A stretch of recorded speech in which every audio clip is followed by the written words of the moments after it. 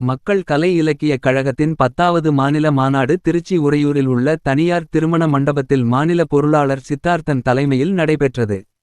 துவக்க உரையை மாநில செயற்குழு உறுப்பினர் காளியப்பன் வழங்கினார்.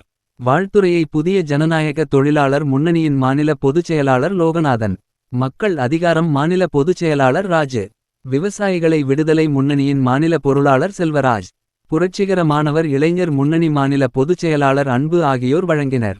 சிறப்பு விருந்தினராக தமிழ்நாடு முற்போக்கு எழுத்தாளர் கலைஞர் சங்கத்தின் பொதுச் செயலாளர் ஆதவன் தீட்சண்யா, பத்திரிகையாளர் இந்திரகுமார் தேரடி ஆகியோர் கருத்துரை வழங்கினர்.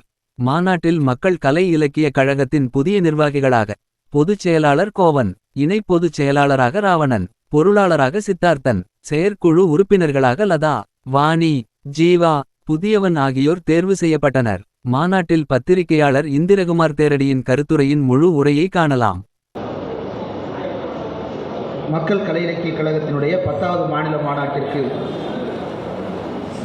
வருகை தந்திருக்கின்ற தோழர்கள் அனைவருக்கும் எனது வணக்கம். இந்த மாநாட்டை தலைமையேற்று நடத்தி கொண்டிருக்கின்ற மகஇக மாநில பொருளாளர் தோழர் சித்தார்த்தன் அவர்களை, வரவேற்புரை ஆற்ற இருந்த தோழர் மகஇக மாநில இணைச் செயலாளர் தோழர் ராவணன் அவர்களே, துவக்குரையாற்றிய மகஇக மாநில செயற்குழு உறுப்பினர் தோழர் காளியப்பன் அவர்களே, தீர்மான விளக்கம் கொடுத்த மகஇக மாநில செயலாளர் தோழர் கோவன் அவர்களே, வாழ்த்துறை வழங்க வருகை இருந்திருக்கின்ற தோழர் ராஜு அவர்களே, லோகநாதன் அவர்களே, தோழர் செல்வராஜ் அவர்களே, தோழர் அன்பு அவர்களே, கருத்துரை வழங்க வந்திருக்கின்ற தோழர் ஆதவன் தீட்சண்யா அவர்களே, நன்றியுரை வழங்க இருக்கின்ற தோழர் வாணி அவர்களே, அனைவருக்கும் எனது வணக்கம். மக்கள் கலை இலக்கிய கழகத்தினுடைய மாநில மாநாடு என்று தோழர் கோவன் முதலில் தொலைபேசியில் தொடர்பு கொண்டு அழைத்த போதே ரொம்ப வித்தியாசமான ஒரு உணர்வாக இருந்தது. ஏனென்றால் நான் தோழர் ஆதவன் தீட்சண்யா முழுக்க இடதுசாரி சிந்தனையிலேயே பயணித்து வந்தவர், மார்க்சிய அமைப்புகளிலேயே பயணித்து வந்தவர். ஆனால் நான் அந்த பின்னணி எதுவும் கொண்டிருப்போன் அல்ல. நான் ஒரு ஊடகவியலாளராக பணியாற்றி கொண்டிருக்கிறேன். மார்க்சிய லெனினிய தோழர்களிடம் போய் நாம் என்ன பேசுவது? ஏன்னா முதல்ல ஒரு பயம். என்ன பயம்னா, இங்கே இருக்கக்கூடிய எல்லோரும் தத்துவத்தை நன்கு படித்து அறிந்து தெளிந்து வைத்திருப்பவர்கள் அப்படின்றதே ஒரு அச்சமானது. அப்போது நாம் புதிதாக அவர்களுக்கு அடிப்படையான விஷயங்களை பற்றி எதுவும் பேச தேவையில்லை. ஆனால் இன்றைக்கு நாம் சந்திக்கின்ற ஊடகத்தில் சந்திக்கின்ற நெருக்கடிகளை பற்றி பேச வேண்டும், அந்த தோழர்களோடு இதை பற்றி உரையாட வேண்டும் என்று தோன்றியது. அதே போல தோழர் கோவன் அவர்களும் எனக்கு அளித்த தலைப்பு என்னவென்றால், இந்த பாசிச காலத்தில் ஊடகங்களின் மீது நடைபெறுகின்ற ஒடுக்குமுறை, அடக்குமுறை, அதற்கு எதிராக நாம் போராட வேண்டியதன் தேவை என்ன என்பது பற்றி பேசுங்கள் என்று அவர் சொன்னார். ரொம்ப பொருத்தமான தலைப்பு தோழர், நன்றி அப்படின்னு சொல்லிட்டு நிகழ்ச்சிக்கு வந்திருக்கிறேன். ஊடகங்கள் சந்திக்கின்ற சிக்கல் அப்படின்னு இன்றைக்கு நாம் பேசும் பொழுது, வழக்கமாக ஊடகங்களில் இருக்கக்கூடிய நீண்ட காலமாக நாம் பேசிக்கொண்டே இருக்கக்கூடிய பல்வேறு சிக்கல்கள் இன்னும் தொடர்கின்றன. ஆனால் தமிழ்நாட்டின் பார்வையில் இந்தியா முழுவதும் இருக்கின்ற ஊடகங்களை காட்டிலும் தமிழ்நாட்டில் இருக்கக்கூடிய ஊடகங்கள் ஓரளவுக்கு ஜனநாயகமானவை. தமிழ்நாட்டில் இருக்கின்ற ஊடகங்களில் நம்முடைய கருத்துக்களை தெளிவாக எடுத்து வைப்பதற்கான இடம் இன்றைக்கும் இருக்கிறது என்கின்ற நம்பிக்கை நமக்கு இருக்கிறது. ஓரளவுக்கு அந்த நம்பிக்கை பல இடங்களில் சாத்தியப்படுவதாகவும் இருக்கிறது. ஆனால் அந்த நம்பிக்கையை உடைக்க வேண்டும் என்று தொடர்ச்சியாக விரும்பிக் கொண்டே இருக்கிறார்கள்.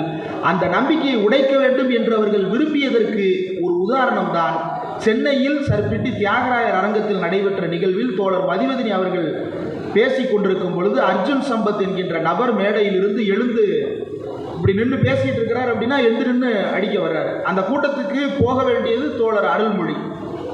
அவரால் போக முடியாத காரணத்தால் தோழர் மதிவதனி அங்கு போகிறார். ஆனால் அந்த இடத்தில் யார் இருந்தாலும் அவர்களுக்கு எதிரான ஒரு செயல்பாட்டை அந்த அரங்கத்தில் நிகழ்த்திவிட வேண்டும் என்கின்ற திட்டமிட்ட நோக்கத்தோடு கீழே குண்டர்கள் அழைத்து விடப்பட்டிருந்தார்கள். கீழே குண்டர்களை அழைத்து வந்தது அந்த இந்து முன்னணி கட்சியைச் சேர்ந்தவர்கள், இந்து மக்கள் கட்சியைச் சேர்ந்தவர்கள்.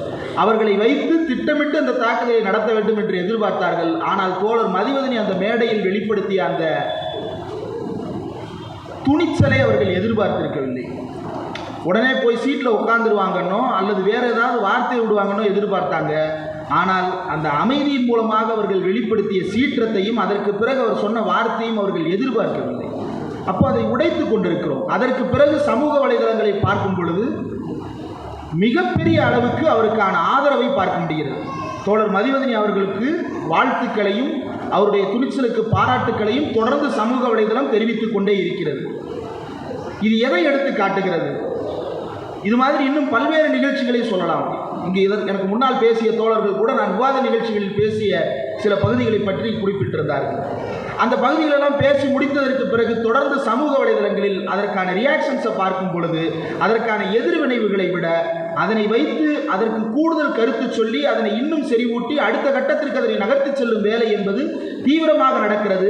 ஆதரவு என்பதை அதிகமாக பார்க்க முடிகிறது. இது எதனை உணர்த்துகிறது?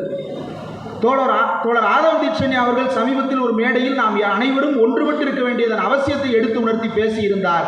அவர் பேசியதற்கு பிறகு சங்கிகள் எதிர்பார்த்தது அது வேறு திசைக்கு போகும் என்று. ஆனால் மாறாக நாம் ஒன்றுபட்டு இருக்க வேண்டியதன் அவசியம் என்ன என்று சமூக வலைதளம் அவரை கொண்டாடியது. இது எதை எடுத்து உணர்த்துகிறது என்றால், அடிப்படையில் தமிழர்களிடம் இருக்கின்ற மனித உணர்வுகள் இன்னும் செத்து போய்விடவில்லை. அது இன்னும் உயிரோடு தான் இருக்கிறது. அந்த உணர்வுகளை நாம் எப்படி தட்டி எழுப்ப போகிறோம் என்பதைத்தான் நாம் பேச வேண்டும். ஊடகங்கள் இன்றைக்கு அதனை தட்டி எழுப்புகின்ற வேலையை செய்கின்றனவா? ஊடகத்தில் நாம் சந்திக்கின்ற நெருக்கடி அப்படின்றத மூன்றாக பிரித்து பேசலாம். ஒன்று கருத்தியல், இரண்டாவது பொருளாதாரம், மூன்றாவது நிர்வாகம். நிர்வாகம், பொருளாதாரம், கருத்தியல் என்று 3 தளங்களில் ஊடகங்களுக்கு இப்போது நெருக்கடி வந்து கொண்டே இருக்கிறது. தோழர் அன்பு பேசும் பொழுது கருப்பர் கூட்டம் எப்படி முடக்கப்பட்டது என்பது பற்றி குறிப்பிட்டிருந்தார். கருப்பர் கூட்டம் என்கின்ற ஒரு வலைவழி தமிழ்நாட்டினுடைய முக்கியமான பல்வேறு நிகழ்வுகளை ஆவணப்படுத்துகின்ற வேலையை மிகச் சிறப்பாக செய்து கொண்டிருந்தது. இங்கு இருக்கக்கூடிய பலரும் கூட அதில் பேட்டி கொடுத்திருக்கலாம், வாய்ப்பு இருக்கிறது. அவர்கள் அத்தனை பேரையும் பேட்டி எடுத்தார்கள். அந்த நிகழ்வுகளை சரியாக பதிவு செய்ய வேண்டும் என்கின்ற நோக்கத்தோடு அவர்கள் செயல்பட்டு கொண்டிருந்தார்கள். அந்த நோக்கத்தில் தீ வைக்க வேண்டும் என்கின்ற முனைப்பு அப்போது ஏற்படுகிறது.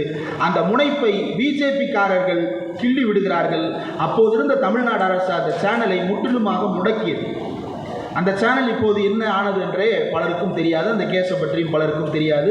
நாமும் அந்த நேரத்தில் கோபப்பட்டோம், எதிர்வினையாற்றினோம், ஆதரவு குரல் தெரிவித்தோம், ஹேஷ்டேக் போட்டோம், எல்லாம் செய்தோம். ஆனால் என்ன விளைவு?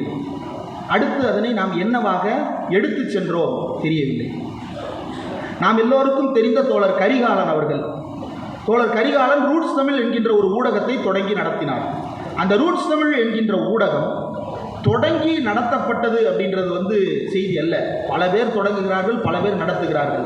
ஆனால் கரிகாலன் பேசுகின்ற செய்திகளை இந்த தமிழ்நாட்டில் இன்றைக்கு வேறு யாரும் பேச துணிய மாட்டார்கள். கரிகாலன் பேசுகின்ற அரசியலை இன்றைக்கு தமிழ்நாட்டில் வேறு யாராலும் பேச முடியாத அந்த அளவுக்கு கருத்து தெளிவுமிக்க தோழராக கரிகாலன் களமாடி கொண்டிருந்தார். அவரை முடக்க வேண்டும் என்கின்ற செய்தி எங்கிருந்து வருகிறது அப்படின்னா, ministry of electronics and information technology என்ற ஒரு அமைச்சகம். அந்த அமைச்சகத்திலிருந்து என்ன அறிவிப்பு வருகிறது என்றால், நீங்கள் இந்த நாட்டினுடைய ஒருமைப்பாட்டுக்கு எதிராக செயல்படுகிறீர்கள் என்கின்ற ஒரு குற்றச்சாட்டை முன்வைத்து உங்கள் சேனலை 14 நாட்களுக்குள் நாங்கள் முடக்கப் போகிறோம் என்ற அறிவிப்பு. என்ன இது? எந்த நேஷனல் இன்டெகிரிட்டிக்கு நம்ம எதிராக பேசணும்? அது இத்தனைக்கு யாரும் கருத்து சொன்னதல்ல, அது மேடை பேச்சு. அந்த மேடை பேச்சு பல்வேறு ஊடகங்களில் இன்னமும் இருக்கிறது. தோழர் கரிகாலன் சேனலில் எந்த காணொலியை அவர்கள் குறிவைத்து செய்தி அனுப்பினார்களோ அதே காணொலி இன்றைக்கும் பல்வேறு தளங்களில் அப்படியே இருக்கிறது. அந்த சேனல்களை முடக்குவதற்காக நோட்டீஸ் வரவில்லை. ஆனால் அது கரிகாலனுக்கு மட்டும் வருகிறது என்றால், ரூட்ஸ் தமிழுக்கு மட்டும் வருகிறது என்றால், கட்டம் கட்டப்படுபவர்கள் யார் என்பதை நாம் உணர்ந்து கொள்ள வேண்டும். அதற்கு பிறகு அந்த சேனல் முடக்கப்படுகிறது. அதற்கு பிறகு கரிகாலன் மீண்டும் ஒரு சேனலை தொடங்குறாரு, ரூட்ஸ் 24/7 அப்படின்னு. அந்த சேனல் ஒரே இரவில் 30,000க்கும் மேற்பட்ட சப்ஸ்கிரைபர்களை கடந்தது. வெளியிட்ட ஒவ்வொரு காணொலியும் லட்சம் பேரை சென்றடைந்து கொண்டிருந்தது 7 நாட்களில். யாரோ ஒருத்தர் புதுசா ரூட்ஸ் 24/7 இன்னொரு சேனலை கிரியேட் பண்ணுறான். இதுக்கு பிறகு அவன் கரிகாலனுடைய சேனலை பிளாக் பண்ணுறான், நோட்டீஸ் கொடுக்குறான், நீங்கள் ஏன் சேனலை காப்பி அடிச்சிருக்கீங்கன்னு. யூடியூப் எந்த விளக்கமும் கேட்காமல் கரிகாலனுடைய ரூட்ஸ் 24/7 என்கின்ற சேனலை முடக்கியது. முதலில் தொடங்கியவன் யாரோ அவனை பின்னால் தொடங்கியவன் தானே காப்பி எடுத்திருக்க முடியும். பின்னால் தொடங்கியவன் எனக்கு முன்னால் என்னை காப்பி எடுத்து விட்டார்கள் அப்படின்னு கேஸ் கொடுத்து அந்த கேஸை யூடியூப் ஏற்றுக்கிட்டு அந்த சேனலை முடக்கியது. 2வது சேனலும் முடக்கப்பட்டது. 3வதாக இன்னொரு சேனலை உருவாக்குகிறார், ட்ரைப்ஸ் என்று. அந்த ட்ரைப்ஸ் சேனலுக்கும் பல்வேறு முடக்க நோட்டீஸ்களை தொடர்ந்து கொடுத்து கொண்டே இருந்தார்கள். இதுதான் நாம் இன்றைக்கு சமூக வலைதளங்களில் சந்தித்து கொண்டிருக்கிற சூழ்நிலை. வெளியிலிருந்து பார்க்கின்ற தோழர்கள் பலரும் கூட நினைத்துக் கொள்ளுகிறார்கள் இந்த யூடியூபில் நல்ல வருமானம் வந்து கொண்டிருக்கிறது என்று. யூடியூப் வருமானம் அப்படின்றதுக்கு யூடியூப் வச்சிருக்கக்கூடிய அளவுகோல் என்ன அப்படின்றதை நான் உங்களிடம் சொல்லணும்னு நினைக்கிறேன். பொதுவாக விளம்பரம் அப்படின்றது நம்ம தொலைக்காட்சிகளில் எப்படி விளம்பரம் பார்க்கிறோமோ அதே போலத்தான் யூடியூப்லையும் வருகின்ற விளம்பரம் என்பது. இந்த யூடியூப் விளம்பரம் என்பது சென்சிட்டிவாக ஏதாவது பேசணும்னா அங்கே விளம்பரம் வைக்க மாட்டாங்களாம். இப்போ நம்ம வந்து ஒரு கொலை சம்பவம் நடக்கிறது அப்படின்னா இயல்பாகவே நம்மளும் என்ன நினைப்போம், இந்த இடத்துல விளம்பரம் வைக்க முடியாதுன்னு தானே நினைப்போம். அவனும் அதே தான் சொல்கிறான், ஆமாம் வைக்க முடியாது அப்படின்னு. இதன் மூலமாக என்ன நடக்கிறது என்றால், உங்கள் சேனல் எதுலேயுமே ஆடு வைக்க முடியாதுன்னு சொல்லிட்டு கோடிக்கணக்கான பார்வைகளை பெற்றாலும் கூட அந்த சேனல்களுக்கு பெரிய வருமானம் என்பது வருவது கிடையாது. 5 பேர் 6 பேரை வைத்து வேலை பார்க்கிறோம் என்றால் அந்த வேலைக்கு என்ன செலவை நாம் செய்திருக்கிறோமோ அந்த செலவை கூட எடுக்க முடியாத ஒரு சூழ்நிலையில் தான் இன்றைக்கு நாம் பார்த்து ரசித்து கொண்டிருக்கின்ற முற்போக்கான ஊடகங்கள் அத்தனையும் முடங்கி செயல்பட்டு கொண்டிருக்கின்றன. இந்த முடக்கத்தை நாம் எப்படி எதிர்கொள்ளப் போகிறோம் என்று தெரியவில்லை. இந்த முடக்கம் அப்படின்றது பொருளாதார ரீதியாக வருகின்ற முடக்கம். யூடியூப் சேனலில் தொலைக்காட்சி விவாதங்கள் என்ன நடக்கிறது, அங்கே என்ன நடக்கிறது, பொருளாதார ரீதியாவோ அல்லது நிர்வாக ரீதியாவோ அல்லது ஐடியாலஜிக்கலாவோ அங்கே என்ன நடக்குது அப்படின்னு எடுத்து பார்த்தால் ஊடக விவாதங்களில் 10 வருடத்திற்கு முன்னால் இல்லாத பல விஷயங்கள் இப்போது உருவாகி இருக்கின்றன. யார் பேசினாலும் அவர்களுக்கு ஒரு முத்திரை குத்தப்படுகிறது. அந்த முத்திரையை யாரோ ஒருவர் அல்ல, வலதுசாரி ஆதரவாக யார் வந்தாலும் அவர்கள் ஒரே முத்திரையை ஒரே நபருக்கு தொடர்ந்து குத்தி கொண்டே இருப்பார்கள். ஒரு கட்டத்தில் குத்தி தூக்கி எறிவார்கள். நாம் ஊடக விவாதங்களில் 10 ஆண்டுகளுக்கு முன்பு பார்த்த ஆளுமைகள், இடதுசாரிக்காரர்கள் பல பேரை இன்றைக்கு பார்க்க முடியவில்லை.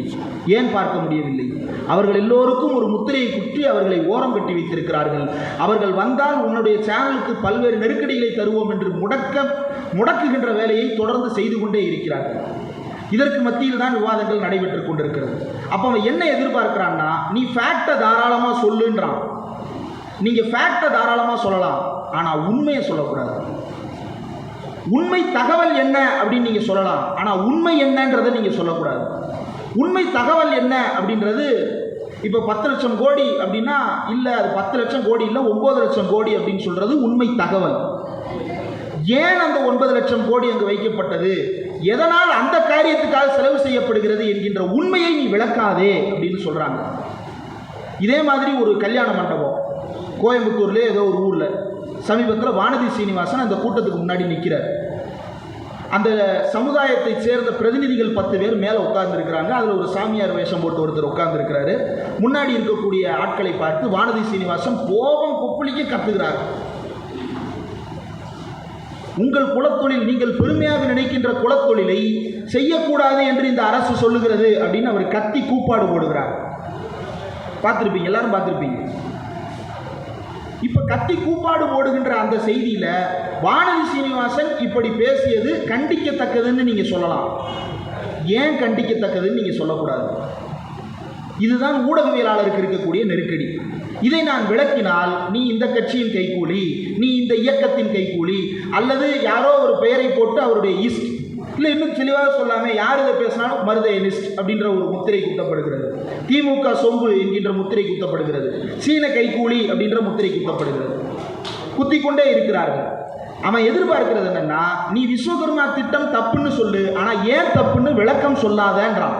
அந்த விளக்கத்தை திமுக காரர் மட்டும் சொல்லணும், அந்த விளக்கத்தை கம்யூனிஸ்ட் கட்சிக்காரர் மட்டும் சொல்லணும், அந்த விளக்கத்தை வேற ஒரு கட்சியை சேர்ந்த நிர்வாகி சொல்லணும். ஊடகவியலாளர் அந்த உண்மையை சொல்லக்கூடாது என்று தடுக்கிறார்கள். ஏன்னா அந்த கட்சிக்காரர் போய் ஒரு கருத்தை சொல்றாருன்னா, ஓ மக்களே என்ன நினைக்கிறாங்க, இது இந்த கட்சிக்காரரோட கருத்து, இது இந்த கட்சிக்காரரோட கருத்து, எனக்கு இது எதுவுமே வேணாம், நான் தனியா போய்க்கிறேன், இது எந்த விதத்திலும் என்னை பாதிக்கவில்லை, என்னை ஆளை விட்டு உன் சண்டைக்குள்ளே என்னை இழுக்காத அப்படின்னு மக்கள் விலகி நிற்பது போன்ற ஒரு தோற்றம் கிடைக்கிறது. அப்ப அந்த இடத்தில் யார் போய் கருத்தை சொல்ல வேண்டி இருக்கிறது என்றால், இந்த 2 பக்கமும் இல்லாத பத்திரிகையாளர்களையும் கருத்துரையாளர்களையும் மக்கள் நம்புகிறார்கள். அவர்கள் இந்த உண்மையை சொன்னால் மக்கள் ஒரு பக்கமாக சாய்வு நிலை எடுப்பார்கள். அந்த சாய்வு நிலையை இந்த சமூகத்தில் நாங்கள் அனுமதிக்க முடியாது, அதனால் நீ கருத்து சொல்லாதே என்று எங்களை முடக்கும் வேலை தொடர்ந்து நடைபெறுகிறது. 15வது நிதிக்குழுவை பற்றி குறிப்பிட்டால் என்ன, எதுக்கு எடுத்தாலும் 15வது நிதிக்குழுவை பற்றி குறிப்பிடுற கேட்கிறார்கள். பிஜேபியினுடைய ஒடுக்குமுறை என்று குறிப்பிட்டால் என்ன எதுக்கெடுத்தாலும் பிஜேபியை பற்றி பேசுகிற என்று கேட்கிறார்கள். பிஜேபியை தோழர் காளியப்பன் அவர்கள் பேசும்போது சொன்னார் இல்லையா, யதார்த்த அரசியல்னு ஒன்று. யதார்த்த அரசியல்னா என்னன்னா, ஒன்றிய அரசு என்ன திட்டம் கொண்டு வருகிறதோ அதை அப்படியே ஏற்றுக்கொள்வது யதார்த்த அரசியல், நல்ல அரசியல், பக்குவமான அரசியல், யதார்த்தமான அரசியல். ஒன்றிய அரசு இந்த நிதியை கொடுக்க மாட்டேன்னு சொல்லுதா, கொடுக்கறதுக்கு என்ன செய்யணுமோ அதை செஞ்சிருங்க, அது யதார்த்த அரசியல். ஒன்றிய அரசு கூட்டணி வைத்தால்தான் உங்களுக்கு என்ன வேண்டும் என்று செய்யுமோ அதை செய்ய வேண்டும் என்றால் கூட்டணியை வைத்து விடுங்கள், இதற்கு பேர் யதார்த்த அரசியல்.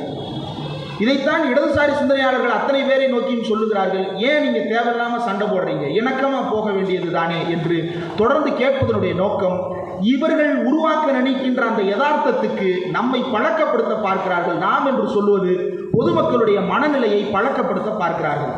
ஏன் ஆளுநருக்கு எதிராக சண்டை போடுறீங்க, ஏன் மோடிக்கு எதிராக சண்டை போடுறீங்க, என்ன இருந்தாலும் அவர் பிரதமர் தானே, என்ன இருந்தாலும் அவர் ஆளுநர் தானே, ஏன் அவர்களுக்கு எதிராக சண்டை போடுகிறீர்கள் என்று மக்களே சண்டை போடுபவர்களை நோக்கி கேள்வி கேட்கின்ற ஒரு மனநிலையை உருவாக்க பார்க்கிறார்கள்.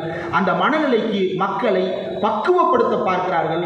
அப்படி அவர்கள் பக்குவப்படுத்த நினைக்கின்ற நினைப்புக்கு சுதந்திர ஊடகவியலாளர்களாகிய நாங்கள் எதிரான கருத்துக்களை தெரிவிக்கிறோம், அதனை அம்பலப்படுத்துகின்ற வேலையை செய்கிறோம் என்கின்ற காரணத்தால் இன்றைக்கு நீங்கள் பேரலையோ, அரண்சையோ, யூடியூப் ரூட்டஸோ, ட்ரைப்ஸோ எந்த ஊடகமாக இருந்தாலும் அதனுடைய வியூஸ் 1 லட்சம் வியூஸ் போயிருந்தாலும் பார்ப்பவர்கள் யார் அப்படின்னு பார்த்தோம்னா, ஏற்கனவே சப்ஸ்கிரைப் பண்ணி வச்சவங்க மட்டும்தான் அந்த வீடியோஸை பார்க்க முடியுது. புதிய பார்வையாளர்களுக்கு அந்த வீடியோக்கள் பொதுவாக நீங்கள் யூடியூப் ஸ்க்ரால் பண்ணுறீங்க இல்லையா, ஸ்க்ரால் பண்ணும்போது ஆயிரக்கணக்கான வீடியோஸ் வரும். பண்ண அது எப்படின்னா அமுத சுரபி போல, நீங்கள் தள்ள தள்ள தள்ள தள்ள அந்த ஸ்க்ரால் எண்டே ஆகாது. Home screen, YouTube home screen அது போய்கிட்டே இருக்கும். ஆனால் அதில் நம்ம சேனல்கள் எதுவுமே வராது என்றால், புதிய பார்வையாளர்கள் பார்க்கவில்லை என்றால் அந்த சேனல் வளராது. அந்த சேனல் வளராவிட்டால் ஆட்டோமேட்டிக்காக என்ன நினைப்போம்னா, இதுக்கு மேலே இந்த சேனலில் வளர்ச்சி இல்லை, இதை விட்டுட்டு வேற வேலையை பார்க்க போயிடுவோம்னு நகர்றாங்க. இன்றைக்கு பல பேர் மும்முரமாக ஆர்வத்தோடு யூடியூப் சேனல் நடத்த வேண்டும், ஒரு சுதந்திரமான ஊடகத்தை தொடங்க வேண்டும் என்று ஆர்வத்தோடு வருகிறார்கள்.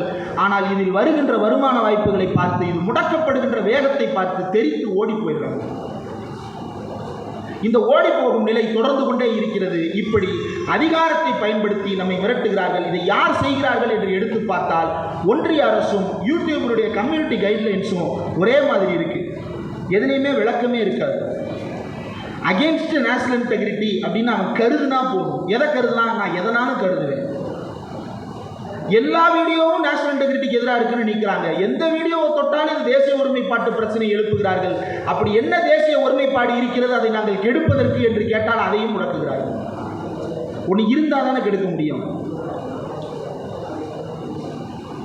எதை கெடுக்கிறோம் என்று இவர்கள் சொல்லுகிறார்கள் என்பதை தொடர்ந்து நாம் விவாதிக்க வேண்டிய தேவை இருக்கிறது.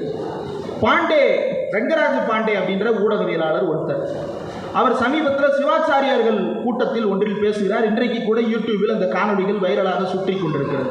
என்ன பேசுகிறார் அப்படின்னா, பேண்ட் ஷர்ட் போட்டுட்டு கிராப் பண்ணிட்டு ட்ரிம் பண்ணிட்டு ஷேவிங்லாம் பண்ணிட்டு நல்ல வேலையில் இருக்கக்கூடிய உங்கள் சமூகத்து பிள்ளைங்களை யாராவது சாமின்னு கூப்பிடுறாங்களா?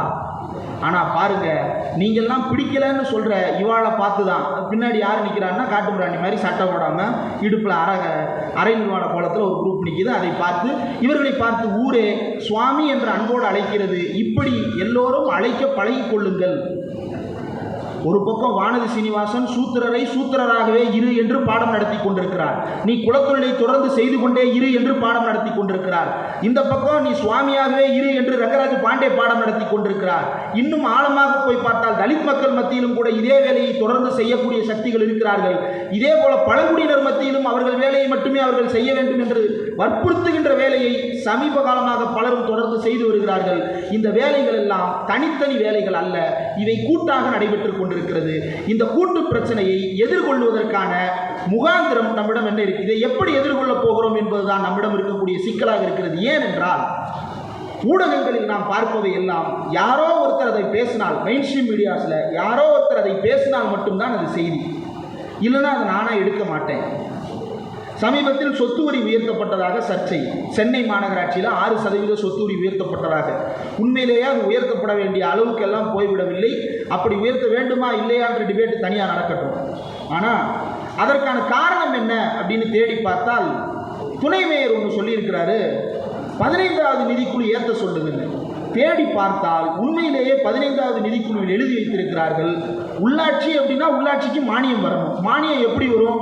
மாநில அரசு டெவல்யூஷனில் கொடுக்கணும், ஒன்றிய அரசு டெவல்யூஷனில் கொடுக்கணும், அது போக சொந்தமாக வரி போட்டு வசூல் பண்ணணும். இந்த 3 தான் உள்ளாட்சிக்கான வரி வருவாய்.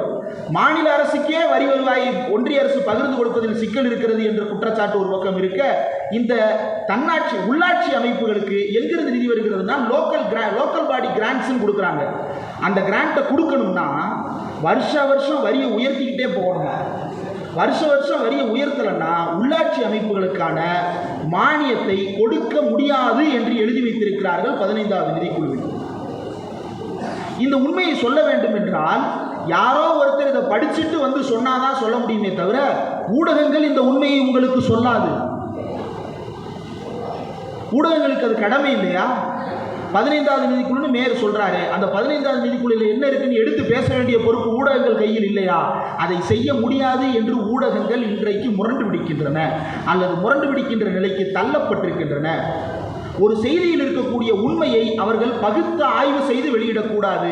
எப்படி ஊடகவியலாளர்களுக்கு உண்மையை சொல்லாதே என்கின்ற நெருக்கடி இருக்கிறதோ அதே போல ஊடகங்களுக்கு ஃபேக்டையே சொல்லாத நீ என்கின்ற ஒரு நெருக்கடி இருக்கிறது.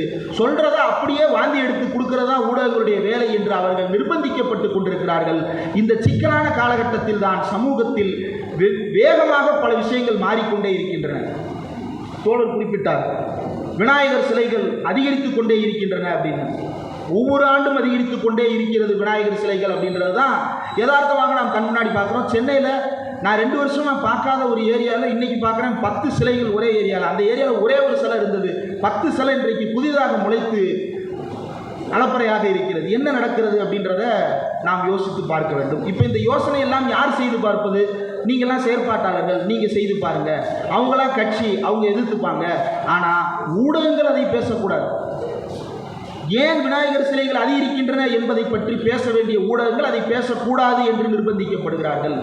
அப்போ ஊடகம் என்பது இன்றைய அரசாங்கத்தாலும் அதிகார வர்க்கத்தாலும் கார்ப்பரேட்டுகளாலும் பெரும் ஒடுக்குமுறைக்கு உள்ளாகி இருக்கிறது.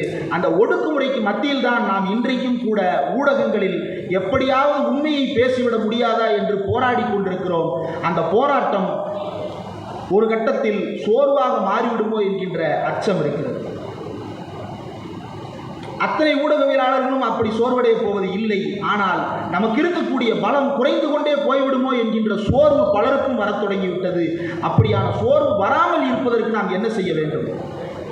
இன்றைக்கு கடைசியாக எப்படி சுருக்கப்படுகிறது என்றால், பல விஷயங்களை எப்படி சுருக்கி கொண்டிருக்கிறார்கள் என்றால், பண்பாட்டு ரீதியான விஷயமாக இருக்கட்டும், பொருளாதார ரீதியாக விஷயமாக இருக்கட்டும், அதை ஊடகத்தில் ஒருவர் பேசுகிறார், அதை எதிர்த்து ஒருவர் பேசிவிட்டால் போதும், அப்பாடா நிறைவடைந்து விட்டது, இத்தோடு வேலை முடிந்தது, ஒரு வழியாக அந்த கருத்தை எதிர்த்து கருத்து சொல்லியாச்சு அப்படின்றதோட தன்னிறைவடைந்து கொள்ளுகின்ற ஒரு நிலைக்கு நம்மை பக்குவப்படுத்தி இருக்கிறார்கள்.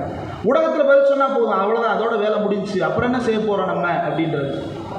ஒரு ஊடகத்தால் அந்த பதிலை பதிவு செய்ய மட்டும்தான் முடியும். ஆனால் அந்த பதிலை களத்தில் செயல்பாடாக மாற்ற வேண்டிய பொறுப்பும் கடமையும் யாரிடம் இருக்கிறது? அந்த பொறுப்பையும் கடமையும் நாம் எவ்வளவு தீவிரமாக முன்னெடுக்க போகிறோம்? இந்த ரெண்டுக்கும் இடையில ஒரு ஒற்றுமை தேவைப்படுகிறது. களத்தில் இருக்கக்கூடிய செயற்பாட்டாளர்களுக்கும் ஊடகத்தில் இருக்கக்கூடிய சுதந்திரமான ஊடகவியலாளர்களுக்கும் இடையிலே ஒரு ஒற்றுமை தேவைப்படுகிறது. இங்கு இருப்பது அங்கு பிரதிபலிக்க வேண்டும், அங்கு பிரதிபலிப்பது இங்கு கடத்தப்பட வேண்டும் அப்படின்ற இந்த ஐக்கியம் என்பது இல்லாமல் போகுவதற்கான எல்லா வேலையையும் தொடர்ந்து ஒன்றிய அரசு செய்து கொண்டே இருக்கிறது. அதை எப்படி உருவாக்கப் போகிறோம் என்பதை நாம் பேச வேண்டும். சம்யுக்த கிசான் மோர்ச்சா ஐக்கிய விவசாயிகள் முன்னணி பற்றி குறிப்பிட்டார். ஐக்கிய விவசாயிகள் முன்னணியிடமிருந்து நாம் என்ன பாடத்தை கற்றுக்கொள்ளப் போகிறோம்? ஐக்கிய விவசாயிகள் முன்னணியினுடைய போராட்டம் வெற்றி பெற்றது. அந்த போராட்டத்தை நமக்கு சாதகமாக பயன்படுத்திக் கொள்ள முடிந்ததா என்கின்ற கேள்வி வேறு பக்கம். குறைந்தபட்சம் அவனை ஒரு அடி பின்னால் எடுத்து வைக்க பயமுறுத்துவதற்கு அது உதவிகரமாக இருந்தது. இந்தியா முழுவதும் இருக்கின்ற அத்தனை வகையான போராட்டங்களுக்கும் உற்சாகமூட்டக்கூடிய ஒரு போராட்டமாக அந்த 700 நாட்கள் விவசாயிகளுடைய போராட்டம் மாறியது என்றால் அது ரொம்ப முக்கியமான ஒரு ஃபார்முலா. அதிலிருந்து நாம் என்ன பயிற்சியை பெற்றுக்கொண்டோம்? எஸ்கேஎம் அப்படின்றது அவர் சொன்னது போல இந்தியா முழுவதும் இருக்கக்கூடிய நூற்றுக்கணக்கான விவசாயிகள் அமைப்புகளை சேர்ந்த நிர்வாகிகளை, அந்த விவசாய அமைப்புகளை ஒன்றிணைத்து எஸ்கேஎம் ஆக இன்றைக்கு வடிவமைக்கப்பட்டிருக்கிறது. இதை மற்ற துறைகளில் ஏன் நம்மால் செய்ய முடியாது? ஊடகத்துறையில் அதை செய்வதற்கான முயற்சியை தொடர்ந்து பேசி வருகிறோம். தமிழ்நாட்டில் மட்டுமல்ல, பெங்களூராக இருக்கட்டும், தோழர் ராஜு அவர்களுக்கு தெரியும், பெங்களூராக இருக்கட்டும் அல்லது மற்ற ஊர்களாக இருக்கட்டும், தொடர்ந்து செயற்பாட்டாளர்கள் ஊடகவியலாளர்கள் கூட்டம் நடந்து கொண்டே இருக்கிறது. எப்படியாவது நாம் ஒன்றாக சேர்ந்து ஒரு விஷயத்தை செய்துவிட மாட்டோமா என்று போராட வேண்டி இருக்கிறது. இந்தியா முழுவதும் அறியப்பட்ட ஒரு முக்கியமான செயற்பாட்டாளர் எக்ஸிட் போல் அன்னைக்கு கால் பண்றார். எக்ஸிட் போல் அன்னைக்கு கால் பண்ணி, எக்ஸிட் போலில் ஒரு பெரிய கோளாறு நடந்திருக்குது, உத்தரப்பிரதேசத்தில் நமக்கு தொடர்புடைய ஒரு ஊடகவியலாளர் நவீன்குமார் என்று ஒரு தோழர் இருக்கிறார். அந்த நவீன்குமார் உத்தரப்பிரதேசத்தில் இருந்து கொண்டு யோகி ஆதித்யநாத்துக்கு எதிராக அதிரடியாக ஒரு சேனலை நடத்தி கொண்டிருக்கிறார். அவர் களத்தில் ரிப்போர்ட் எடுத்து வச்சிருக்கிறார். அது வேறு விதமாக இருக்கிறது. அவர் என்ன சொன்னார்னா, பிஜேபி பாதிக்கு மேல் இது ஜெயிக்க முடியாது, 50-50ஆகத்தான் உத்தரப்பிரதேசத்தின் நிலவரம் இருக்கிறது என்று தேர்தல் ஆரம்பிக்கும் போதே சொன்னார். எக்ஸிட் போல் வந்த உடனே இதை இங்கிலீஷ் சேனல் யாருமே பேச மறுக்கிறாங்க அப்படின்னு தமிழ்நாட்டிலிருந்து அந்த பேட்டியை நாம் ஆங்கிலத்தில் எடுத்து பரப்ப வேண்டிய தேவை இருக்கிறது. இதுதான் யதார்த்தம். அப்போ நமக்கு இருக்கின்ற குறைந்தபட்ச ஆதரவான இந்த சூழ்நிலையை நாம் எப்படி சாதகமாக பயன்படுத்திக் கொள்ளப் போகிறோம் என்பதை நாம் தொடர்ந்து யோசிக்க வேண்டும், தொடர்ந்து பேச வேண்டும். நவீன வடிவங்களுக்கு ஏற்றார் போல நாம் எப்படி தகவமைந்து கொள்வது என்பதை பற்றி விவாதிக்க வேண்டிய ஒரு சூழ்நிலையில் இருக்கிறோம். ஏற்கனவே இதே போன்ற ஒரு கூட்டத்தை மக்கள் அதிகாரம் சார்பில் தோழர் ராஜ் அவர்கள் சென்னையில் நடத்தினார். சென்னையில் பத்திரிகையாளர் அரங்கத்தில் நடத்தினார். அங்கும் நான் இதே கருத்தை வலியுறுத்தி பேசினேன். நாம் அடுத்த கட்டத்தை நோக்கி நகரும் பொழுது, அல்லது இதுதான் சூழல் அப்படின்னா, இன்னைக்கு உண்மையிலேயே இயக்கம் கட்டுவதற்கு இந்த அரசு கடுமையான ஒடுக்குமுறையை கையாளுகிறது. முன்பு போல ஒரு புதிய இயக்கத்தை இன்றைக்கு கட்டிவிட முடியாது. அல்லது முன்பு இயக்கங்கள் எப்படி செயல்பட்டதோ, தோழர் முன்னால் பேசிய தோழர் சித்தார்த்தன் அவர்கள் குறிப்பிட்டார். பல ஆண்டுகளாக ஒரு மாநாடை நடத்த முடியவில்லை என்று அவர் வருத்தப்பட்டார். ஏன் நடத்த முடியாத ஒரு சூழ்நிலை இருக்கிறது? ஆர்ப்பாட்டம் நடத்த முடியாத ஒரு சூழ்நிலை ஏன் உருவாகி இருக்கிறது என்றால், அரசின் ஒடுக்குமுறை அந்த அளவுக்கு தீவிரமடைந்திருக்கிறது. இந்த தீவிரமடைந்திருக்கக்கூடிய அரசின் ஒடுக்குமுறை சூழலுக்கு மத்தியில் நாம் என்ன வேலை செய்ய முடியும், என்ன வேலையை எப்படி செய்ய வேண்டும் என்பதை பற்றி நவீன வடிவங்களுக்கு ஏற்றார் போல நம்ம எப்படி மாற்றி நம்முடைய வேலைகளை மும்முரப்படுத்துவது என்பது பற்றி பேச வேண்டிய, விவாதிக்க வேண்டிய தேவை இன்றைக்கும் இருக்கிறது. தேசிய அளவில் அந்த விவாதங்கள் தொடர்ந்து நடைபெற்றுக் கொண்டிருக்கின்றன. தமிழ்நாட்டில் அந்த விவாதம் தொடர்ந்து நடைபெற வேண்டும். உங்களுடைய போராட்டங்களை பற்றிய வரலாறு என்பது அடுத்த தலைமுறைக்கு கடத்தப்பட வேண்டும். அல்லது இந்த தலைமுறையை அது இன்னும் அதிகமாக ஈர்க்க வேண்டும் என்றால், இந்த நவீன ஊடக வடிவங்களில் நாம் என்ன வேலையை செய்ய போகிறோம், எப்படி அந்த வேலைகளை நகர்த்தப் போகிறோம் என்பது பற்றி நாம் தீவிரமாக உரையாட வேண்டும். அது பொதுக்கூட்டமாக அல்லாமல் குறைந்தபட்சம் ஒரு அரங்க கூட்டமாக, ஆய்வரங்கமாக நாம் அந்த கூட்டங்களை தொடர்ந்து நடத்தினால் மட்டும்தான் நாம் அடுத்த கட்ட பாய்ச்சலுக்கு தயாராக முடியும். இல்லாவிட்டால் இந்த கூட்டத்தினுடைய எண்ணிக்கையை இன்னும் சுருக்குவது எப்படி என்று தொடர்ந்து அரசு மும்முரமாக கவனித்துக் கொண்டிருக்கிறது. இதை சுருக்குவது எப்படி என்று அந்த சுருக்கும் வேலைக்குள் நாம் சிக்கிவிட மாட்டோம் என்பதை நிரூபித்தாக வேண்டிய கட்டாயத்தில் இருக்கிறோம். இந்த பாசிசத்தை பழக்குகின்ற வேலை என்பது பன்முகங்களில் நடைபெற்று வருகிறது. இந்த பன்முகங்களில் ஊடகம் என்கின்ற முகத்தை நாம் விட்டுவிடக்கூடாது. அப்படி விட்டுவிட்டால் அதை மீண்டும் பிடிப்பது சாத்தியமே இல்லாத ஒன்றாக மாறிவிடும். இந்த தமிழ்நாட்டில் இருக்கின்ற இந்த குறைந்தபட்ச ஜனநாயக சூழல் என்பது எப்போது முழுமையாக கரைபடிந்து விட்டதோ அதற்கு பிறகு இதை மீட்டு எடுப்பது என்பது அவ்வளவு சாதாரண காரியமாக இருக்காது. ஏனென்றால் களத்தில் RSS பார்க்கின்ற வேலையை நாம் அறிவோம். களத்தில் இந்து முன்னணி பார்க்கின்ற வேலையை நாம் பார்த்து கொண்டிருக்கிறோம். திட்டமிட்ட வகையில் தமிழ்நாடு முழுவதும் சாதிகளை கொம்பு செய்து விடும் வேலை நடக்கிறது. அதில் ஒரு உதாரணம் தான் வானதி சீனிவாசன் அன்றைக்கு கொம்பு செய்து விட்டது. அந்த வீடியோ ஒரு பூட்டப்பட்ட அரங்கத்து வீடியோ. எவனோ ஒருத்தன் ஆர்வ கோளாறுல எடுத்து வெளியிட்டுட்டான். இல்லைன்னா அப்படி ஒன்று நடந்ததே நமக்கு தெரிஞ்சிருக்காது. வெளியிட்ட ஒன்றும் நம்ம அதை திட்டுவோன்றதுனால வெளியிடல. அவன் பாருங்க எங்க சமூகம் எப்படி திரண்டு நிற்கிறோம் பாருங்கன்னு காட்டுறதுக்காக வெளியிட்டான். நல்ல வேலை எவ்வளோ போட்டான். இனி போடாத பல கூட்டங்கள் நடந்து கொண்டுதான் இருக்கின்றன. அந்த கூட்டங்களை எல்லாம் எப்படி எதிர்கொள்ள போறோம்? அந்த சாதிகளை எல்லாம் எப்படி நாம் அவர்களுக்கு வர்க்க விழிப்புணர்ச்சியை ஊட்டப் போகிறோம்? அல்லது குறைந்தபட்சம் அந்த சாதிக்கு கூட அந்த கட்சி நேர்மையானதாக இல்லை, அந்த சாதிக்கு கூட அந்த முன்னணிகள் நேர்மையானதாக இல்லை என்பதை எப்படி அவர்களுக்கு போய் புரிய வைக்க போகிறோம் என்கின்ற வேலையை நாம் தீவிரப்படுத்த வேண்டும். சென்னையில் நம்முடைய தோழர்கள் பல பேர் இந்த முயற்சியில் ஈடுபட்டிருக்கிறோம். வாய்ஸ் ஆஃப் டிஎன் என்கின்ற முன்னெடுப்பை நீங்கள் பார்த்திருப்பீர்கள். அந்த முன்னெடுப்பாக இருக்கட்டும், தோழர் மத்தூர் சத்யான் ஒரு நண்பர் இருக்கிறார். அவர் சமீபத்தில் அகாடமி ஆஃப் மார்க்சிஸ்ட் ஸ்டடீஸ் என்கின்ற ஒரு அமைப்பை நிறுவி இருக்கிறார். அந்த கூட்டம் கவிக்கு அரங்கத்தில் நடந்தது. கிட்டத்தட்ட 300க்கும் மேற்பட்ட இளம் தோழர்கள் அந்த கூட்டத்தில் கலந்து கொண்டார்கள். பல பேர் ஆர்வமாக வருகிறார்கள். நான் அதில் ஆச்சரியமாக பார்த்தது, மார்க்சிய அடிப்படைகளை புரிந்து கொள்வதில் இன்றைய இளைய தலைமுறையை போலவும் இன்றைய இளைய தலைமுறைக்கும் ஒரு பெரிய ஆர்வம் இருக்கிறது. அந்த ஆர்வத்தை நாம் சரியாக பற்றி கொள்ள வேண்டும், அவர்களை நம் பக்கம் இழுத்துக் கொள்ள வேண்டும். அந்த இழுத்துக் கொள்ளும் வேலையை நாம் சரியாக செய்ய வேண்டும். மீண்டும் சொல்கிறேன், இன்றைய தலைமுறையும் மார்க்சிய தத்துவத்தில் ஈர்க்கப்படுவது போல இன்றைய தலைமுறையும் ஈர்க்கப்படுகிறது. அதில் எந்த மாற்றமும் இல்லை, அப்படியே இருக்கிறது அந்த பற்றுதல். அந்த வேட்கையை நாம் சரியான வகையில் எப்படி பயன்படுத்தி கொள்ளப் போகிறோம் என்பதை நாம் விவாதிக்க வேண்டும் தோழர்களே. இல்லாவிட்டால் நம்முடைய வேலைகள் என்பது நாம் பெரிய வேலை செய்வது போல நமக்கு ஒரு மாயையை வெளியிலிருந்து நமக்கு உருவாக்கி நம்மை சுருக்குகின்ற வேலை ஒன்று நடக்கிறது. சோசியல் மீடியா மாயையாக இருக்கட்டும், அல்லது களத்தில் இருப்பது சோசியல் மீடியாவுக்கு வராததாக இருக்கட்டும், இப்படி பல கட்டங்களில் இந்த சிக்கல் பரிணமித்து கிடக்கிறது. இதை நாம் உட்கார்ந்து பொறுமையாக ஆய்வு செய்ய வேண்டிய காலகட்டத்தில் இருக்கிறோம். விரைவாக செயல்பாட்டை முன்னெடுக்க வேண்டிய காலகட்டத்தில் இருக்கிறோம். இன்னும் ஒரு சில விஷயங்களை மட்டும் சொல்லிக்கொண்டு நான் விடைபெற விரும்புகிறேன்.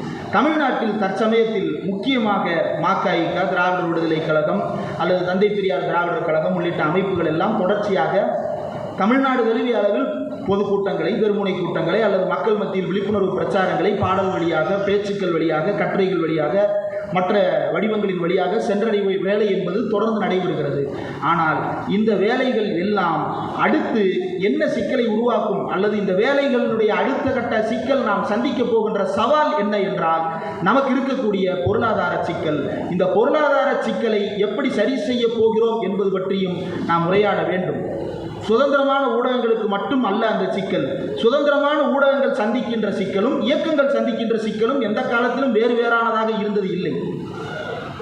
அவர்களுடைய சவால் ஒன்று, ஆனால் எல்லைகள் வேறாக இருக்கிறது, அவ்வளவுதான். அந்த சவால்களை எப்படி சேர்ந்து சமாளிக்கப் போகிறோம் என்கின்ற வழிமுறைகளை நாம் பின்பற்ற தொடங்கிவிட்டால், அல்லது அந்த வழிமுறைகளை நாம் கண்டறிய தொடங்கிவிட்டால் நம்முடைய போராட்டம் என்பது இன்னும் வீரியமாக மக்கள் மத்தியில் சென்றடையும். SKM என்பது எப்படி விவசாயிகளுடைய அகில இந்திய அளவிலான ஒரு முன்னணியாக உருவெடுத்திருக்கிறதோ, அதே போல கலை இலக்கிய பிரிவுக்கான முன்னணி தேவைப்படுகிறது, ஊடகவியலாளர்களுக்கான முன்னணி தேவைப்படுகிறது, இன்னும் பல்வேறு தொழிற்சங்கங்களுக்கான முன்னணி என்பது அகில இந்திய அளவில் தேவைப்பட்டு கொண்டுதான் இருக்கிறது. அந்த தேவைகளை நாம் சரியாக இப்போதிருந்தே பூர்த்தி செய்ய தொடங்க வேண்டும். IT ஊழியர்களுடைய போராட்டத்தை பற்றி தோழர்கள் குறிப்பிட்டார். IT ஊழியர்கள் இன்றைக்கு கொத்து கொத்தாக வேலையிலிருந்து நீக்கம் செய்யப்பட்டு கொண்டிருக்கிறார்கள் அப்படின்னு. ஊடகவியலாளர்கள் மத்தியில் இருக்கிற சங்கங்கள் ரொம்ப குறைவு, ஆனால் சங்கம்னு 2-3 இருக்கு. அதன் காரணமாக எந்த ஊடகத்திலிருந்து எத்தனை பேர் வேலை நீக்கம் செய்யப்பட்டாலும் கொத்து கொத்தாக செய்யப்படுகின்ற வேலை நீக்கத்துக்கு எதிரான ஒரு அறிக்கையை, கண்டன அறிக்கையை, ஆர்ப்பாட்டத்தை, அந்த நிறுவனத்துக்கு எதிரான வலியுறுத்தலை கொடுக்கின்ற அளவுக்கு அந்த சங்கங்கள் இன்றைக்கு இருக்கின்றன. அதனால் அவ்வளவு சீக்கிரமாக ஒரு 100 பேரை வெளியேற்றிவிட முடியாது. இந்த சங்கம் வந்து நிற்கின்ற பயம் அவங்களுக்கு என்னைக்கும் இருக்கும். அந்த பயம் IT கம்பெனிக்கு என்றைக்குமே வராது. அந்த பயம் என்றைக்குமே வராது. தோழர் சொன்னது போல அந்த IT கம்பெனிகளில் சங்கம் கட்டுவதில் அவ்வளவு சிக்கல்களை நாம் சந்தித்துக் கொண்டிருக்கிறோம். ஆனால் குறைந்தபட்ச ஆதரவுள்ள சூழல் இருக்கின்ற இன்றைய தமிழ்நாட்டு சூழலிலாவது நாம் அந்த வாய்ப்புகளை உருவாக்கி கொள்வதற்கான முயற்சியில் ஈடுபட வேண்டும். அப்படியான ஒரு முயற்சியாக சாம்சங் தொழிலாளர் போராட்டத்தை நான் பார்க்கிறேன். அதில் வருகின்ற சாத்தியக்கூறுகளின் அடிப்படையில் அடுத்தடுத்து நாம் போராட்டங்களை முன்னெடுக்க, அடுத்தடுத்து இந்த அரசுக்கு அழுத்தம் கொடுக்கின்ற வேலைகளை வெளியிலிருந்து செய்தே ஆக வேண்டும். அப்படி செய்யாவிட்டால் என்ன நடக்கும்? ஏன் தொடர்ந்து களத்திலிருந்து வருகின்ற அழுத்தத்தை மீண்டும் மீண்டும் குறிப்பிடுகிறேன் என்றால், களத்திலிருந்து வருகின்ற அழுத்தம் தான் இந்த அரசுக்கு பரவாயில்லை, இந்த களம் இன்னும் நமக்கு சாதகமாக இருக்குது, இதில் நம்ம இந்த ரூட்லேயே டிராவல் பண்ணலான்ற ஒரு அழுத்தத்தை கொடுக்கும். இல்லாவிட்டால் என்ன நடக்கும்னா, அடுத்து மாரியம்மன் மாநாடு நடக்கும். மாரியம்மன் மாநாட்டை தடுக்க வேண்டிய வேலை யாரிடம் இருக்கிறது? நம்மிடம்தான் இருக்கிறது. அப்படி மாநாடு நடத்தித்தான் நீ ஓட்டு வாங்கணுன்ற அவசியம் இல்லைன்ற தேவையை நாம் களத்திலிருந்து அவர்களுக்கு உணர்த்த வேண்டும்.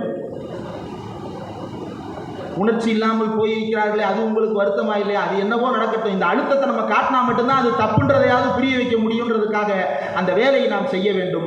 களம் இன்றைக்கும் செக்குலரானதாகத்தான் இருக்கிறது. களம் இன்றைக்கும் மதசார்பற்றதாக இருக்கிறது. களம் இன்றைக்கும் பொதுவெளியில் தனிப்பட்ட அளவில் சாதியை ஆதரிப்பதாக இருந்தாலும் கூட பொதுவெளியில் சாதியை ஆதரிக்க முடியாத ஒரு மண்ணில் இருக்கிறது. சென்னையில் வந்து ஒரு 100 பேர்கிட்ட பப்ளிக் ஒப்பீனியன் எடுத்தோம்னா சார், 100 பேருமே சொல்கிறது என்னென்னா, லவ் மேரேஜ் அதை பண்ணிக்கட்டுமே அப்படின்னு.